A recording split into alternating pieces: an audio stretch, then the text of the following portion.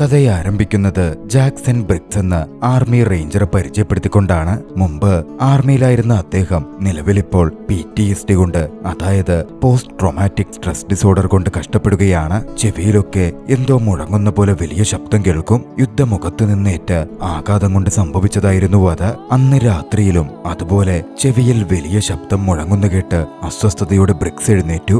ഒരു തരത്തിൽ ടേബിളിനടുത്തെത്തി മരുന്നെടുത്തു കുടിച്ച് അദ്ദേഹം ആശ്വാസം കണ്ടെത്തി. ജാക്സൺ ബ്രിക്സ് ഇപ്പോൾ നിലനിൽപ്പിനു വേണ്ടി ഒരു ഫാസ്റ്റ് ഫുഡ് റെസ്റ്റോറന്റിൽ ജോലി നോക്കിക്കൊണ്ടിരിക്കുകയാണ്. അന്ന് വേസ്റ്റൊക്കെ കളയാൻ പുറത്തേക്ക് പോയപ്പോ ജാക്സൺ ഒരു സെക്യൂരിറ്റി ഫേമിലെ ഉദ്യോഗസ്ഥയെ കോൾ ചെയ്തു. പാകിസ്ഥാനിലേക്ക് അവർ ചില ദൗത്യത്തിന് സ്പെഷ്യൽ ഗ്രൂപ്പിനെ അയക്കുന്നുണ്ട്. ആ കൂട്ടത്തിലേക്ക് തന്നെയും പെടുത്താമോ, എന്താണ് തന്റെ സ്റ്റാറ്റസ് എന്നറിയാൻ വേണ്ടിയായിരുന്നു ജാക്സൺ അപ്പോൾ വിളിച്ചത്. പക്ഷേ എതിർവശത്ത് സംസാരിക്കുകയായിരുന്ന ഡൊറോത്തി എന്ന ലേഡി മുമ്പ് യുദ്ധമുഖത്ത് വെച്ച് അവന് സംഭവിച്ചിട്ടുള്ള ഹെഡ് ഇഞ്ചുറിയുടെ കാര്യം പറഞ്ഞു. അതുകൊണ്ട് തന്നെ നിങ്ങൾ ഫിറ്റല്ലെന്നും നിങ്ങളെ ഉൾപ്പെടുത്താൻ സാധിക്കില്ല എന്നും ഡൊറോത്തി കൂട്ടിച്ചേർത്തു. ഞാനൊരു ക്ലീൻ മെഡിക്കൽ റിപ്പോർട്ട് ഹാജരാക്കാം എന്ന് ജാക്സൺ പറഞ്ഞെങ്കിലും അത് കുഴപ്പമില്ല, പക്ഷേ നിങ്ങളുടെ മുൻകാല കമാൻഡിംഗ് ഓഫീസർ അത് വെരിഫൈ ചെയ്ത് സൈൻ ചെയ്യണം എന്ന് ഡൊറോത്തി ആവശ്യപ്പെടുകയാണ്. റൊട്ടേഷന് വേണ്ടിയുള്ള സമയപരിധിയുടെ കാര്യവും ഡൊറോത്തി ജാക്സനെ പറഞ്ഞ് ബോധ്യപ്പെടുത്തിയിരുന്നു. ശേഷം ജാക്സൺ തന്റെ വീട്ടിൽ വിറക് വെട്ടിക്കൊണ്ടിരിക്കെ ക്യാപ്റ്റൻ ജോൺസിന്റെ ഫോൺ കോൾ ജാക്സനെ തേടിയെത്തി. റെയ്ലി റോഡ്രിഗസ് എന്ന് പേരുള്ള അവന്റെ സുഹൃത്തും സഹപ്രവർത്തകനുമായിരുന്ന വ്യക്തിയുടെ മരണവാർത്ത അറിയിക്കാനായിരുന്നു ക്യാപ്റ്റൻ വിളിച്ചത്. റോഡ്രിഗസിന്റെ മരണവാർത്ത ജാക്സനെ വല്ലാതെ ദുഃഖിപ്പിച്ചിരുന്നു. അവർ അത്രമേൽ അടുത്ത സുഹൃത്തുക്കളായിരുന്നു. റോഡ്രിഗസിന് ആദരാഞ്ജലി അർപ്പിച്ചുകൊണ്ടുള്ള ഒരു ചടങ്ങ് പട്ടാളക്കാരുടെ ബാരക്കിൽ വെച്ച് നടക്കുന്നുണ്ടായിരുന്നു. അങ്ങോട്ടേക്ക് ക്യാപ്റ്റൻ ക്ഷണിച്ചതിൻ പ്രകാരം ജാക്സൺ പോയി. പഴയ ഓർമ്മകൾ പങ്കുവെച്ചും റോഡ്രിഗസിനെ പറ്റി ആലോചിച്ചുമൊക്കെ അന്നത്തെ ചടങ്ങ് മുമ്പോട്ട് പോയി. അന്ന് കുറച്ചു കഴിഞ്ഞ് നന്നായി മദ്യപിച്ച് അവശനായ ഒരു സോൾജിയറിനെ ക്യാപ്റ്റൻ താങ്ങി പിടിച്ച് വണ്ടിയിലേക്ക് കൊണ്ടുപോകുന്നുണ്ടായിരുന്നു. ഹെൽപ്പ് ചെയ്യാനെന്ന മട്ടിൽ ജാക്സനും ആ പട്ടാളക്കാരനെ താങ്ങി പിടിച്ചു. ആ സമയം പാകിസ്ഥാൻ റൊട്ടേഷനെ പറ്റിയും തനിക്ക് ക്ലീൻ മെഡിക്കൽ റിപ്പോർട്ട് തരുന്ന ഒരു കാര്യത്തെ പറ്റിയുമൊക്കെ ക്യാപ്റ്റനോട് ജാക്സൺ സംസാരിച്ചു നോക്കി. പക്ഷേ ക്യാപ്റ്റൻ ജോൺസ് അവന്റെ ആരോഗ്യാവസ്ഥ ശരിയല്ലെന്ന് തനിക്ക് ഉറപ്പുണ്ട്, നീ കള്ള മെഡിക്കൽ സർട്ടിഫിക്കറ്റ് ഉണ്ടാക്കിയതല്ലേ എന്ന തരത്തിൽ പറഞ്ഞ് അവിടെ നിന്ന് പോവുകയായിരുന്നു ചെയ്തത്. പിറ്റേന്ന് ജാക്സൺ തന്റെ കാറിൽ കിടന്നുറങ്ങുന്നത് അതുവഴി പോവുകയായിരുന്ന ക്യാപ്റ്റൻ ജോൺസ് കണ്ടിരുന്നു. ക്യാപ്റ്റൻ ജോൺസ് അവനെ വലിച്ചെഴുന്നേൽപ്പിച്ച് താഴെയിട്ടു. ബറ്റാലിയനിലെത്തി 30 മിനിറ്റിനുള്ളിൽ തന്നെ കാണണം എന്ന് ക്യാപ്റ്റൻ ജോൺസ് ജാക്സന് നിർദ്ദേശം കൊടുത്തു. ജോൺസ് ഒരുപക്ഷെ തന്റെ മെഡിക്കൽ റിപ്പോർട്ട് അംഗീകരിച്ചേക്കും, തനിക്ക് അവസരം തന്നേക്കും എന്ന് ചിന്തിച്ച ജാക്സൺ ഉടനടി പുറപ്പെട്ട് ഡിവിഷനിലേക്ക് എത്തി. പക്ഷേ അകത്തേക്ക് ഗേറ്റിൽ വെച്ച് സെക്യൂരിറ്റി ചെക്ക് നടക്കുമ്പോൾ ജാക്സന്റെ ആർമി കാർഡ് എക്സ്പയർഡ് ആയിരുന്നു. സെക്യൂരിറ്റി ഗാർഡാണെങ്കിൽ ജാക്സനെ അകത്തേക്ക് വിടാൻ സമ്മതിച്ചതുമില്ല. ക്യാപ്റ്റൻ വിളിച്ചിട്ടാണ് വന്നതെന്ന് പറഞ്ഞിട്ടും സെക്യൂരിറ്റി ഗാർഡ് ചെവികൊള്ളുന്നുണ്ടായിരുന്നില്ല. ഭാഗ്യവശാൽ ആ സമയം അങ്ങോട്ടേക്ക് തന്റെ വണ്ടിയിൽ ക്യാപ്റ്റൻ ജോൺസ് വന്നു. താൻ വിളിച്ചിട്ടാണ് അവൻ വന്നതെന്നും അകത്തേക്ക് വിട്ടേക്കാനും പറഞ്ഞു. അങ്ങനെ ക്യാപ്റ്റൻ ജോൺസിനൊപ്പം ജാക്സൺ അകത്തെത്തി. തന്റെ അവസ്ഥ മനസ്സിലാക്കി അവസരം തരുന്നതിനൊക്കെ ഒരുപാട് നന്ദിയുണ്ടെന്ന് കാര്യം മനസ്സിലാക്കാതെ ജാക്സൺ പറയുന്നുണ്ടായിരുന്നു. ജോൺസ് പക്ഷേ ജാക്സനെ അകത്തേക്ക് കൂട്ടിക്കൊണ്ടുപോയി. അവരെത്തിച്ചേർന്നത് ലോക്കർ റൂമിലേക്കായിരുന്നു. അവിടെ മരണപ്പെട്ട റെയ്ലിയുടെ വസ്തുക്കൾ ഒരു സോൾജിയർ പാക്ക് ചെയ്യുന്നുണ്ടായിരുന്നു. അപ്പോഴാണ് റെയ്ലിയുടെ നായ ലുലുവിന്റെ ഫോട്ടോ ആൽബം ബുക്ക് ജാക്സൺ കാണുന്നത്. റെയ്ലിയുടെ നായയ്ക്ക് ലുലുവിന് എന്ത് സംഭവിക്കും എന്ന് ജാക്സൺ തിരക്കി. റെയ്ലിയുടെ നായ ഞായറാഴ്ച റെയ്ലിയുടെ ഫാമിലി നടത്തുന്ന ഫ്യൂണറൽ ചടങ്ങിലെ സ്പെഷ്യൽ ഗസ്റ്റ് ആണെന്നും അവളെ അങ്ങോട്ടേക്ക് എത്തിക്കുകയും വേണം എന്നായിരുന്നു ജോൺസ് പറഞ്ഞത്. ഈ നായ അവിടെ പോയി പ്രശ്നം വല്ലതും ഉണ്ടാക്കോ എന്ന തരത്തില് തമാശ രീതിയിൽ ജാക്സൺ ചോദിച്ചപ്പോ അതൊക്കെ ഇനി നിന്റെ ഉത്തരവാദിത്തമാണ് എന്നായിരുന്നു ജോൺസ് പറഞ്ഞത്. ജാക്സന് പെട്ടെന്ന് മനസ്സിലായില്ല. ജോൺസ് ജാക്സന് വിശദീകരിച്ചു കൊടുത്തു. റെയ്ലിയുടെ അമ്മയ്ക്ക് അവന്റെ ഉറ്റ സുഹൃത്തും പ്രിയപ്പെട്ടവളുമായിരുന്ന അവന്റെ വളർത്തുനായ അവന്റെ ഫ്യൂണറൽ ചടങ്ങിൽ ഉണ്ടാവണം എന്നുണ്ട്. റെയ്ലിയുടെ നായ ആർമി ബാരക്കിൽ അല്പം നൊട്ടോറിയസ് ആയിട്ടാണ് അറിയപ്പെടുന്നത്. ആളുകളെ കടിക്കുകയും പ്രശ്നമുണ്ടാക്കുകയും ബഹളം വെക്കുകയും ഒക്കെ ചെയ്യും. ആ നായയെ സുരക്ഷിതമായി ജാക്സൺ അരിസോനയിലെ ഫ്യൂണറൽ ചടങ്ങുകൾ നടക്കുന്നിടത്ത് എത്തിക്കണം. അങ്ങനാണെങ്കിൽ ജാക്സന്റെ റൊട്ടേഷൻ കാര്യങ്ങൾ താൻ ശരിയാക്കാം, മെഡിക്കൽ കാര്യങ്ങളിൽ കോംപ്രമൈസും ചെയ്യാം. ജോൺസ് ഓഫർ വെച്ചു. ആ ഓഫർ ജാക്സൺ അങ്ങനെ തള്ളിക്കളയാൻ പറ്റുന്നതായിരുന്നില്ല. റെയ്ലിയുടെ വസ്തുക്കളും റെയ്ലിയുടെ നായയെയും അരിസോണയിലേക്ക് എത്തിക്കുന്ന ദൗത്യം ജാക്സൺ ഏറ്റെടുക്കുകയാണ്. പിന്നാലെ ജാക്സനും ജോൺസും കൂടി ലുലുവെന്ന് റെയ്ലിയുടെ വളർത്തുനായയുടെ അടുത്തേക്കെത്തി. അക്രമകാരിയായ ആ നായയെ കടിക്കാതിരിക്കുവാൻ വായിൽ മാസ്കൊക്കെ ഇട്ട് പൂർണ്ണ രീതിയിൽ ബന്ധിച്ചിരിക്കുകയായിരുന്നു. പണ്ട് നിനക്ക് സൗഹൃദമുണ്ടായിരുന്ന ആ പഴയ നായല്ല ഇവനിപ്പോൾ. യുദ്ധത്തിന്റെ ഭീകരത അവനെ മാറ്റിയിട്ടുണ്ട്, അതുകൊണ്ട് സൂക്ഷിക്കണം. ജോൺസ് ജാക്സനെ വാൺ ചെയ്തു. ജാക്സൺ ലുലുവിന്റെ മുമ്പിലേക്ക് കടന്നു ചെന്നു. അടുത്തു ചെന്ന അന്ന് ജാക്സൺ അവളെ തടവിയപ്പോഴൊക്കെയും അവളൊന്നും പ്രശ്നമുണ്ടാക്കുന്നുണ്ടായിരുന്നില്ല. പക്ഷേ അവന്റെ കൈ അറിയാതെ അവളുടെ ചെവിയിലെത്തിയതും ലുലു അവനെ കടിച്ചാക്രമിക്കാൻ ശ്രമിച്ചു. ഒരു തരത്തിൽ ലുലുവിനെ ഒരു കൂട്ടിലാക്കി ആ കൂടെടുത്ത് വണ്ടിയുടെ പിൻഭാഗത്ത് വെച്ച് റെയിലിയുടെ വസ്തുക്കളുമെടുത്ത് ജോൺസിനോട് യാത്ര പറഞ്ഞ് ജാക്സൺ തന്റെ ദൗത്യം ആരംഭിച്ചു. പോകുന്നതിനു മുമ്പ് ജോൺസ് അവനൊരു ബുക്ക് കൈമാറി. റെയിലി എഴുതിയ ബുക്കാണെന്നും ലുലുവിനെ പറ്റി മുഴുവൻ വിവരങ്ങളും ഈ ബുക്കിലുണ്ടെന്നും അവളെ കൈകാര്യം ചെയ്യാൻ ഇതുകൊണ്ട് സാധിക്കും എന്നും ജോൺസ് കൂട്ടിച്ചേർത്തിരുന്നു. പോകുന്ന വഴിക്ക് അവൻ വീണ്ടും ഡൊറോത്തിയെ വിളിച്ചു. റൊട്ടേഷന്റെ കാര്യം ചോദിച്ചു. സീനിയർ ഉദ്യോഗസ്ഥർ അംഗീകരിച്ചാൽ മാത്രമേ റൊട്ടേഷൻ കിട്ടുകയുള്ളൂവെന്നും ഡൊറോത്തി വ്യക്തമാക്കിയിരുന്നു. തിങ്കളാഴ്ചയോടെ തന്റെ ക്യാപ്റ്റന്റെ കോൾ വരുമെന്നും അല്പമൊന്ന് വെയിറ്റ് ചെയ്യാനും ജാക്സൺ ഡൊറോത്തിയോട് പറഞ്ഞു. ബുധനാഴ്ചയ്ക്ക് മുമ്പ് അത്തരത്തിലൊരു കോൾ വന്നാൽ കാര്യങ്ങൾ ഓക്കെയാക്കാം എന്ന് ഡൊറോത്തി ജാക്സന് വാക്കുകൊടുക്കുകയും ചെയ്തു. യാത്ര ചെയ്ത് പോയിക്കൊണ്ടിരിക്കെ അത്രയും ലുലു കൂട്ടിൽ കിടന്ന് വലിയ തോതിൽ കുരയ്ക്കുകയായിരുന്നു. ഒരുപക്ഷെ ഈ മാസ്ക് ഇട്ടതുകൊണ്ടാണോ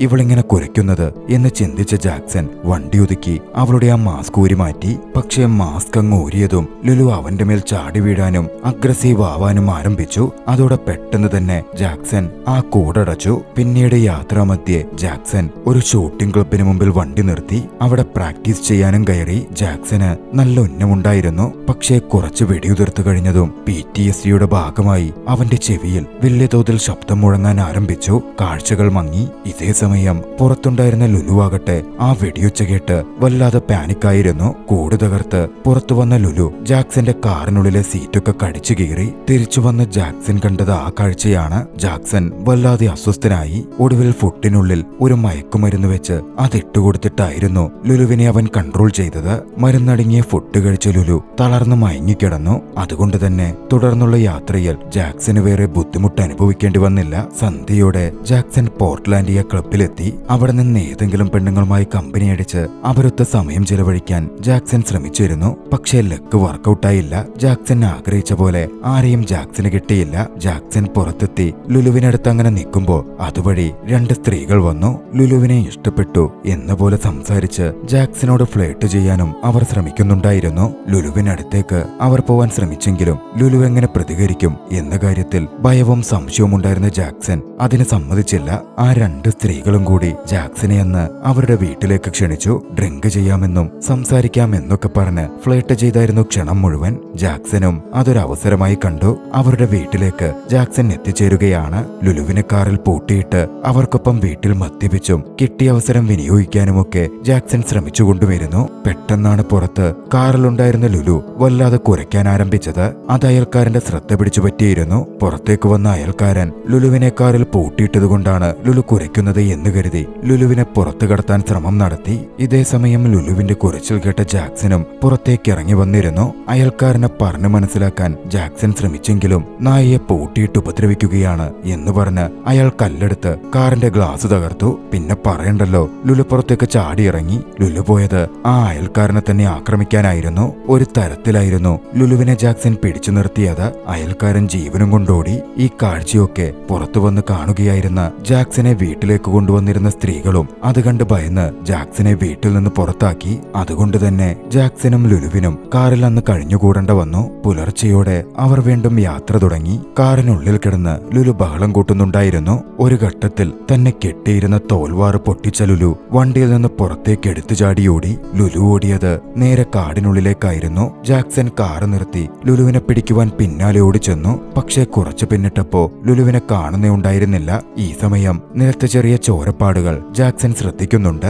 ലുലുവിന്റെ കാലിന് പരിക്കേറ്റിരുന്നു എന്ന് ജാക്സൺ തിരിച്ചറിഞ്ഞു. ആ രക്തത്തുള്ളികൾ പിന്തുടർന്ന് കാടിന് നടുവിലുള്ള ഒരു വീട്ടിലേക്ക് ജാക്സൺ വന്നെത്തുകയാണ്. മൊത്തം കഞ്ചാവ് ചെടികൾ വളർത്തിയിരിക്കുന്ന ഒരു വീട്. ലുലുവിനെ വിളിച്ചുകൊണ്ട് അവിടെ ജാക്സൺ തിരച്ചിൽ നടത്തുമ്പോ പെട്ടെന്ന് ജാക്സന്റെ ശരീരത്തിൽ ഒരു സൂചി വന്നു തറച്ചു. ജാക്സനുടൻ മയങ്ങി താഴെ വീഴുകയാണ്. ബോധം തെളിയുമ്പോൾ ഒരു കസേരയിൽ ജാക്സൺ കെട്ടിയിട്ട നിലയിലായിരുന്നു. അവിടെ വെച്ചിട്ടാണ് ഗസ് എന്ന വ്യക്തിയെ ജാക്സൺ നേരിൽ കാണുന്നത്. ജാക്സൺ ഒരു ചാരനാണെന്നും തങ്ങളെ ഒറ്റിക്കൊടുക്കാൻ വേണ്ടി വന്നതല്ലേ എന്ന തരത്തിലും ഗസ് ജാക്സനെ ചോദ്യം ചെയ്തു. അല്ലെന്നും താൻ ലുലുവിനെ തിരക്കി വന്നതാണെന്നും ലുലുവുമായി പോവാനേ ഉദ്ദേശമുള്ളൂ എന്നും ജാക്സൺ പറഞ്ഞെങ്കിലും ഗസ് അത് ചെവികൊണ്ടില്ല. ജാക്സൺ ഇരുന്ന കസേര മറിച്ചിട്ട് ഗസ് അവിടെ നിന്ന് പോയി. ഒരു തരത്തിലായിരുന്നു ജാക്സൺ ആ ബന്ധനത്തിൽ നിന്ന് മോചിതനായത്. പിന്നാലെ അവിടെ ഉണ്ടായിരുന്ന വലിയൊരു കോടാലി ജാക്സൺ ആയുധമായി കയ്യിലെടുത്ത് പിടിച്ചു. പിന്നാലെ അവിടെ ഉണ്ടായിരുന്ന ഗസ്റ്റിന്റെ വീടിലേക്ക് ജാക്സൺ കടന്നു കടന്നു കയറി. ജാക്സൺ കയറിയപ്പോ കണ്ടത് ഒരു കാലിന് വയ്യാതായ ലുലു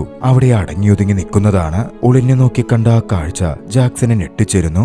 ഗസ്റ്റിന്റെ ഭാര്യ ലുലുവിന് ഭക്ഷണം കൊടുക്കുന്നു. ലുലുവാണെങ്കിൽ ഒരു പ്രശ്നവും ഉണ്ടാക്കാതെ ശാന്തമായി ആ ഭക്ഷണം കഴിക്കുന്നു. കോടാലിയുമായി ജാക്സൺ അകത്തേക്ക് കയറി ചെന്നു. അത് കണ്ട് ഗസ്റ്റിന്റെ ഭാര്യ ഒന്ന് ഭയന്നിരുന്നു. ഗസ്റ്റിന്റെ ഭാര്യ ജാക്സനുമായി സംസാരിച്ചു. താൻ ഈ നായോട് സംസാരിച്ചുവെന്നും നിങ്ങൾ പറയുന്നത് സത്യമാണെന്ന് മനസ്സിലായെന്നും എന്റെ ഭർത്താവ് നിങ്ങളോട് മാപ്പ് ചോദിക്കും എന്നും ആ ഭാര്യ പറഞ്ഞു. ഗസ് അത്തരത്തിൽ ജാക്സനോട് ക്ഷമ ചോദിക്കുകയും ചെയ്തു. ലുലുവിന്റെ കാലിൽ പരിക്ക് പറ്റിയിട്ടുണ്ടെന്നും താനത് ട്രീറ്റ് ചെയ്യട്ടെ, നിങ്ങൾ സംസാരിച്ചിരിക്കുക എന്നും ഗസിന്റെ ഭാര്യ പറഞ്ഞപ്പോ വിചിത്രമായി തോന്നിയെങ്കിലും ജാക്സൺ അതിന് സമ്മതിച്ചു. പുറത്തിറങ്ങി ഗസും ജാക്സനും കുറേയധികം സംസാരിച്ചിരുന്നു. സംസാരത്തിലൂടെ ഒരടുപ്പവും അവർക്കിടയിൽ രൂപപ്പെടുന്നുണ്ടായിരുന്നു. അവരങ്ങനെ സംസാരിച്ചിരിക്കെ അവർക്കിടയിലൂടെ ലുലു വേഗത്തിൽ ഓടിപ്പോയി. പിന്നാലെ അങ്ങോട്ടേക്ക് ഗസിന്റെ ഭാര്യയും വന്നു. അവർ പറഞ്ഞു ലുലുവിന്റെ പോസിൽ ചെറിയൊരു വയറ് കഷ്ണം ഉണ്ടായിരുന്നു, അതുകൊണ്ട് അതിന് കാലുകുത്താൻ പറ്റാതിരുന്നേ, അതെടുത്തു മാറ്റി. ഇപ്പോൾ ലുലു പൂർണ്ണമായും ഓക്കെയാണ്. ജാക്സൺ തന്റെ സംശയം ചോദിച്ചു. എങ്ങനാണ് അവർ ലുലുവിനോട് സംസാരിച്ചതെന്നൊക്കെ ഗസ്റ്റിന്റെ ഭാര്യ പറഞ്ഞു. താൻ സ്വയം ഒരു മനഃശാസ്ത്ര വിദഗ്ധയാണെന്നും ചെറിയ മന്ത്രവാദിയൊക്കെയാണ് എന്നാണ് വിശ്വസിക്കുന്നത്. എനിക്ക് ആളുകളുടെ മനസ്സിലെ ചിന്താഗതികൾ മനസ്സിലാക്കാൻ സാധിക്കും. പിന്നീട് അവരൊക്കെ വീടിനകത്ത് പോയി. അങ്ങോട്ടേക്ക് വന്ന ലുലുവിനെ തൊട്ടുതലോടി ലുലുവിന്റെ മനസ്സ് വായിക്കാൻ ഗസ്റ്റിന്റെ ഭാര്യ ശ്രമിച്ചു. ലുലുവിനെ പറ്റി താൻ മനസ്സിലാക്കിയ കുറച്ച് കാര്യങ്ങൾ ജാക്സൺ അവർ പറഞ്ഞുകൊടുത്തു. പിന്നാലെ ജാക്സൺ അസ്വസ്ഥപ്പെടുന്നത് ജാക്സന്റെ മകളെ പറ്റി ആലോചിച്ചിട്ടല്ലേ എന്നും അവർ ചോദിച്ചിരുന്നു. ജാക്സൺ പക്ഷേ അതിൽ നിന്ന് ഒഴിഞ്ഞുമാറി. വൈകാതെ അവരോട് യാത്ര പറഞ്ഞ് ജാക്സനും ലുലുവും അവിടെ നിന്ന് മടങ്ങുകയാണ്. 3 ദിവസം കൂടി നീളുന്ന യാത്ര ബാക്കിയുണ്ടായിരുന്നു. പക്ഷേ പതിവിന് വിപരീതമായി പിന്നീട് അങ്ങോട്ടേക്കുള്ള യാത്രയിൽ ലുലു കാര്യമായ ബഹളമോ ഒന്നും തന്നെ ഉണ്ടാക്കിയില്ല. ഗസ്റ്റിന്റെ ഭാര്യ പറഞ്ഞുകൊടുത്ത ടിപ്പുകൾ കൊണ്ട് ലുലുവിന് ഇഷ്ടപ്പെടുന്ന കാര്യങ്ങൾ ചെയ്യാൻ ജാക്സൺ തീരുമാനിച്ചിരുന്നു. അതിലൊന്ന് ലുലുവിനൊരു ലക്ഷറി ഹോട്ടൽ ബെഡിൽ കിടന്നുറങ്ങണം എന്നാണുള്ളത് എന്നതായിരുന്നു. ജാക്സൺ ടൗണിലെത്തി ഹോട്ടലിൽ മുറിയെടുക്കാൻ ശ്രമിച്ചെങ്കിലും നായ കൂടെയുള്ളതുകൊണ്ട് എവിടെയും മുറി കിട്ടുന്നുണ്ടായിരുന്നില്ല. ഒടുവിൽ ജാക്സൺ ഒരു നമ്പർ എടുത്തു. കണ്ണു കാണാത്ത ഒരു മുൻ പട്ടാളക്കാരനെ പോലെ ജാക്സൺ അഭിനയിച്ചു. ലുലുവിനെ തന്റെ ഗൈഡ് ഡോഗിനെ പോലെയുമാക്കി. അങ്ങനെ വലിയൊരു ലക്ഷറി ഹോട്ടലിൽ ജാക്സനും ലുലുവിനും സൗജന്യ താമസം തന്നെ ലഭിക്കുകയാണ്. അന്ന് ആ ദിവസം മുഴുവൻ ഹോട്ടലിലെ സൗകര്യങ്ങൾ അവർ ഉപയോഗിച്ചിരുന്നു. കുളിക്കുകയും ലുലുവിനെ കുളിപ്പിക്കുകയും എന്തിനേറെ ലുലു ബെഡിൽ കളിക്കുകയും ഒക്കെ ചെയ്തു. പിന്നീട് ജാക്സൺ തനിച്ച് പുറത്തു പോവാൻ ഇറങ്ങാൻ തുടങ്ങി. പക്ഷേ ലുലു ദയാവായ്പോടെ ജാക്സനെ നോക്കിക്കൊണ്ട് നിൽക്കുന്ന കണ്ടതും അവന്റെ മനസ്സു മാറി. പുറത്തിറങ്ങാൻ നേരം ലുലുവിനെയും അവൻ കൂടെ കൂട്ടി. അറിയാത്ത രീതിയിൽ ഹോട്ടൽ റിസപ്ഷനിസ്റ്റിനെ ഇടിച്ച് അവരോട് ഫ്ലേർട്ട് ചെയ്ത് സംസാരിച്ച് ഒരു ഡേറ്റ് സെറ്റ് ചെയ്യാൻ ജാക്സൺ ശ്രമിക്കുന്നതിനിടയിലാണ് ഹോട്ടൽ ലോബിയിലൂടെ അറബ് വേഷധാരിയായ ഒരു വ്യക്തി നടന്നു പോകുന്നത് ലുലുവിന്റെ കണ്ണിൽപ്പെടുന്നത്. പഴയ യുദ്ധമുഖത്തെ ഓർമ്മകൾ മനസ്സിലുണ്ടായിരുന്ന ലുലുവാകട്ടെ പഴയ ട്രെയിനിങ് ഓർത്ത് അയാളുടെ പിന്നാലെ ഓടാൻ തുടങ്ങി. അതോടെ ജാക്സനും ലുലുവിന്റെ പിന്നാലെ ഓടിച്ചെന്നു. ലുലു ഡോക്ടറായ അറബ് വംശജനെ ആക്രമിക്കാൻ ശ്രമിക്കുകയായിരുന്നു. പക്ഷേ ഈ ശ്രമത്തിനിടയിൽ ജാക്സന്റെ അന്ധനാണെന്നുള്ള കള്ളക്കളിയും മറ്റും നല്ല രീതിയിൽ അവിടെ വെച്ച് പൊളിഞ്ഞിരുന്നു. പറ്റിപ്പ് നടത്തി സൗജന്യ റൂമെടുത്ത് ഹോട്ടലിൽ താമസിച്ചു, ഗസ്റ്റിനെ അപമാനിച്ചു, വംശീയ വിദ്വേഷം കാട്ടി എന്നുള്ള കുറ്റങ്ങളൊക്കെ ചുമത്തി ജാക്സൺ അറസ്റ്റ് ചെയ്യപ്പെടുകയാണ്. പക്ഷേ പോലീസ് സ്റ്റേഷനിൽ വെച്ച് നടന്ന കാര്യങ്ങളും തന്റെ അവസ്ഥയുമെല്ലാം ജാക്സൺ അറബ് വംശജനായ ആ വ്യക്തിയോട് വിശദമായി പറഞ്ഞു. ജാക്സൺ പറഞ്ഞ കാര്യങ്ങൾ മനസ്സിലാക്കാൻ അദ്ദേഹത്തിന് സാധിക്കുമായിരുന്നു. ജാക്സന് മേൽ അതുകൊണ്ട് തന്നെ നടപടിയൊന്നും വേണ്ട എന്ന് പറഞ്ഞ അദ്ദേഹം അവിടെ നിന്ന് പോന്നു. സ്റ്റേഷനിൽ നിന്നും ആ മനുഷ്യന്റെ മഹാമനസ്കത കൊണ്ട് പുറത്തിറങ്ങിയ ജാക്സനും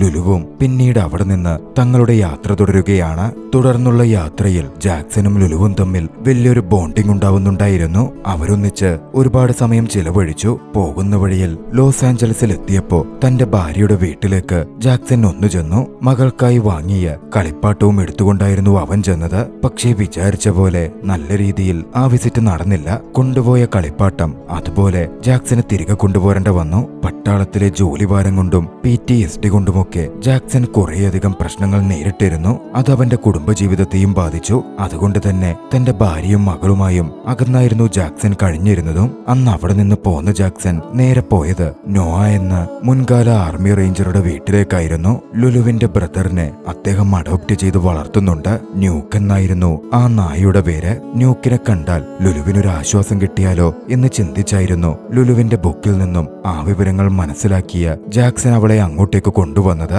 അത് സത്യവുമായിരുന്നു. ന്യൂക്കിനെ കണ്ടതും ലുലുവിന്റെ സന്തോഷമൊന്ന് കാണേണ്ടത് തന്നെയായിരുന്നു.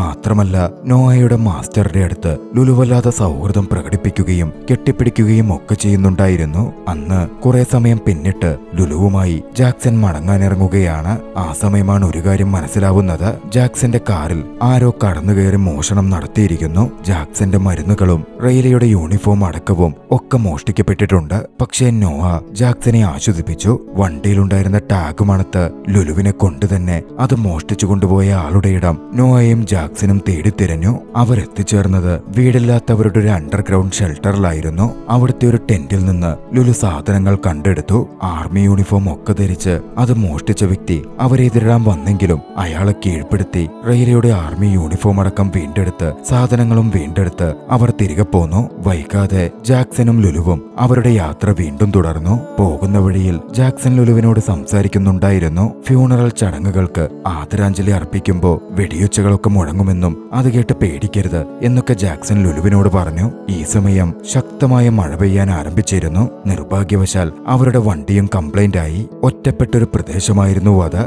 രാത്രി വൈകിയിരിക്കുന്നു. മറ്റെവിടെയും പോവാനില്ലാത്തതുകൊണ്ട് അടുത്തുള്ള ഒരു മെക്കാനിക് ഷെഡിൽ ലുലുവിനെയും കൂട്ടി ജാക്സൺ അഭയം തേടി. കുറച്ചു കഴിഞ്ഞ് അവർ പോവാനായി ഇറങ്ങിയെങ്കിലും മഴ കഠിനമാവുകയായിരുന്നു. ബഹളം കൂട്ടി ലുലു പോവാൻ സമ്മതിച്ചില്ല. പിന്നാലെയാണ് ബുക്കിൽ പറഞ്ഞിരുന്ന ലുലുവിന് ഇഷ്ടപ്പെട്ട ഒരു മൂവിയുടെ കാര്യം ജാക്സൺ ഓർത്തത്. ഡിസ്കും അതിൽ തന്നെ ഉണ്ടായിരുന്നു. അതെടുത്തുകൊണ്ടുവന്ന് അവിടുത്തെ പ്ലെയറിൽ ജാക്സൺ അത് പ്ലേ ചെയ്യിപ്പിച്ചു. അത് കണ്ടിരുന്ന ലുലു ഒന്നടങ്ങിയിരുന്നു. അടുത്ത ദിവസം പുലർച്ചെ ലുലുവിനെയും കൂട്ടി ജാക്സൺ യാത്ര തുടരുകയാണ്. നീണ്ട ദൂരം മുമ്പോട്ട് പോകണമായിരുന്നു. വരുന്ന വണ്ടിക്കൊക്കെ ജാക്സൺ കൈകാട്ടി ലിഫ്റ്റ് ചോദിച്ചെങ്കിലും ആരും കൊടുക്കുന്നുണ്ടായിരുന്നില്ല. ഒടുവിൽ അവർക്കൊരു പിക്കപ്പ് ട്രക്ക് കിട്ടി. അതിൽ കുറച്ചു ദൂരം അവർ യാത്ര ചെയ്തു. പക്ഷേ അവിടെ നിന്നാണെങ്കിലും അവർക്ക് വീണ്ടും നടക്കണമായിരുന്നു. കുറേയധികം ദൂരം അവർ നടന്നു. അപ്പോഴേക്കും ലുലു അവശതയിലായിരുന്നു. ലുലു താഴെയിരുന്നു. മുമ്പോട്ടൊരടി നടക്കുവാൻ ലുലുവിന് പറ്റുന്നുണ്ടായിരുന്നില്ല. ലുലു താഴെ കിടക്കാൻ തുടങ്ങി. ജാക്സന് അത് മനസ്സിലാവുമായിരുന്നു. ലുലുവിനെ പൊക്കിയെടുത്ത് തന്റെ കഴുത്തിൽ വെച്ച് ലുലുവുമായി ജാക്സൺ മുമ്പോട്ട് നടന്നുകൊണ്ടിരുന്നു. ഒടുവിൽ ഫ്യൂണറൽ ഗ്രൗണ്ട് വരെ അത്തരത്തിൽ നടന്ന് ലുലുവിനെ എത്തിക്കാൻ ജാക്സന് കഴിഞ്ഞു. അപ്പോഴേക്കും ജാക്സനേറെ അവശതയിലായി കഴിഞ്ഞിരുന്നു. ഫ്യൂണറൽ ചടങ്ങുകൾ നടക്കുന്നിടത്തെത്തിയതും തന്റെ യജമാനന്റെ മൃതദേഹമാണ് സംസ്കരിക്കപ്പെടുന്നത് എന്ന് മനസ്സിലാക്കിയ ലുലു വല്ലാതെ ബഹളം കൂട്ടാനും മറ്റും ആരംഭിച്ചു. അതോടെ ലുലുവിന്റെ ബെൽറ്റിൽ നിന്ന് ലുലുവിനെ ജാക്സൺ മോചിപ്പിക്കുകയാണ്. മുമ്പോട്ട് പോയ ലുലു റെയിലയുടെ ഫോട്ടോയ്ക്കും ബോട്ടിനുമടുത്ത് ദുഃഖത്തോടെ തല ചേർത്തു വെച്ച് കിടന്നു. ഏവരും ആ നായുടെ സ്നേഹം കണ്ട് ഉള്ളിന്റെ ഉള്ളിൽ വേദന അനുഭവിക്കുന്നുണ്ടായിരുന്നു. പിന്നാലെ ആദര സൂചകമായി സോൾജിയേഴ്സ് വെടിയുതിർക്കൽ നടത്തുന്ന സമയത്ത് ലുലു പാനിക്കാകും എന്ന് ജാക്സൺ അറിയാമായിരുന്നു. ജാക്സൺ ലുലുവിനടുത്തെത്തി ലുലുവിനെ സമാധാനിപ്പിച്ച് കൂടെ നിന്നു. ഫ്യൂണറൽ ചടങ്ങുകൾ കഴിഞ്ഞപ്പോൾ റെയിലയുടെ വസ്തുക്കൾ മുഴുവനും ജാക്സൺ റെയിലയുടെ വേദനിക്കുന്ന പാരന്റ്സിന് കൈമാറി. ശേഷം ലുലുവിനെയും കൂട്ടിക്കൊണ്ട് കാർ ബ്രേക്ക് ഡൗൺ ആയി ഇടത്തേക്ക് വന്നു. മെക്കാനിക്കിനെ വിളിച്ച് കാർ നന്നാക്കാനും ആരംഭിച്ചിരുന്നു. അവിടെ വെച്ച് ജാക്സൺ ക്യാപ്റ്റൻ ജോൺസിനെ വിളിച്ചു. ക്യാപ്റ്റൻ ജോൺസ് അവനെ റൊട്ടേഷന് റെക്കമെൻഡ് ചെയ്തിരുന്നു. അത് കേട്ടതും ജാക്സന് വലിയ സന്തോഷം തോന്നി. ലുലുവിനെ ഇനി എന്ത് ചെയ്യണം എന്ന ചോദ്യത്തിന്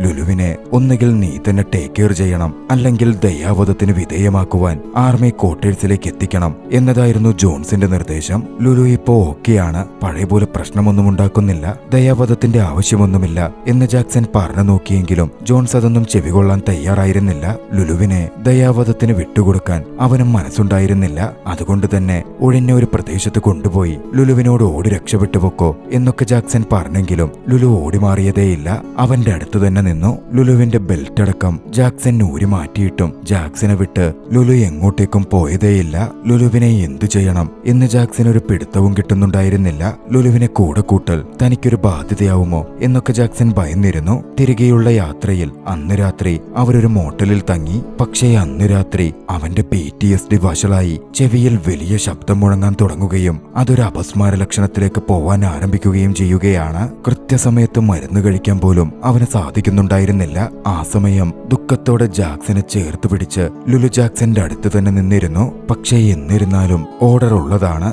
ലുലുവിനെ മിലിറ്ററി ബേസിലേക്ക് തിരികെ എത്തിക്കണമെന്ന്. ജാക്സൺ അത്തരത്തിൽ ലുലുവുമായി മിലിറ്ററി ബേസിലേക്ക് എത്തി. ഒരു ആർമി ഉദ്യോഗസ്ഥൻ വന്ന് ലുലുവിന്റെ വായിൽ മാസ്ക് ധരിപ്പിച്ച് ലുലുവിനെ വലിച്ചു കൊണ്ടുപോകുന്നുണ്ടായിരുന്നു. വേദനയോടെ ലുലു ജാക്സനെ നോക്കി. ജാക്സൺ ആദ്യം വണ്ടിയെടുത്തു പോവാൻ തുടങ്ങിയെങ്കിലും ലുലുവിനെ അവർ ദയാവധത്തിനിരയാക്കും എന്നത് ചിന്തിച്ചപ്പോ ലുലുവിനെ വിട്ടിട്ട് പോരാൻ ജാക്സൺ ജാക്സന് മനസ്സ് വന്നില്ല. ലുലുവിനെ തന്റെ കൂടെ കൂട്ടിക്കൊണ്ടുപോവാൻ ജാക്സൺ തീരുമാനിച്ചിരുന്നു. അത്തരത്തിൽ അവൻ പ്രവർത്തിക്കുകയും ചെയ്തു. വൈകാതെ തന്നെ പൂർണ്ണ അർത്ഥത്തിൽ ലുലുവിനെ ജാക്സൺ അഡോപ്റ്റ് ചെയ്തു. ജാക്സൺ തിരികെ തന്റെ ഭാര്യയുടെയും മകളുടെയും അടുത്തേക്ക് ചെന്നു. ഭാര്യയോട് സോറി പറഞ്ഞ് പ്രശ്നങ്ങളൊക്കെ പരിഹരിച്ച് തന്റെ കുടുംബത്തിനൊപ്പം സന്തോഷത്തോടെ ജീവിക്കാൻ ആരംഭിച്ചു. ജാക്സനും കുടുംബത്തിനുമൊപ്പം അവരുടെ പ്രിയപ്പെട്ട കൂട്ടുകാരിയായി ലുലുവും ഉണ്ടായിരുന്നു. ആ ദൃശ്യങ്ങളോടെ ചലച്ചിത്രം അവസാനിക്കുകയാണ്. നിങ്ങൾക്ക് ഈ കഥ ഇഷ്ടമായെങ്കിൽ വീഡിയോ ലൈക്ക് ചെയ്യുക. അഭിപ്രായങ്ങളും നിർദ്ദേശങ്ങളും കമന്റുകളിൽ രേഖപ്പെടുത്തുക. കഴിയുമെങ്കിൽ ചാനൽ സബ്സ്ക്രൈബ് ചെയ്തും കൂട്ടുകാർക്ക് ഷെയർ ചെയ്തു കൊടുത്തും ഞങ്ങളെ സപ്പോർട്ട് ചെയ്യുക. അടുത്ത എപ്പിസോഡിൽ മറ്റൊരു മികച്ച ചലച്ചിത്രവുമായി നമുക്ക് കണ്ടുമുട്ടാം. അതുവരെ ബായ്.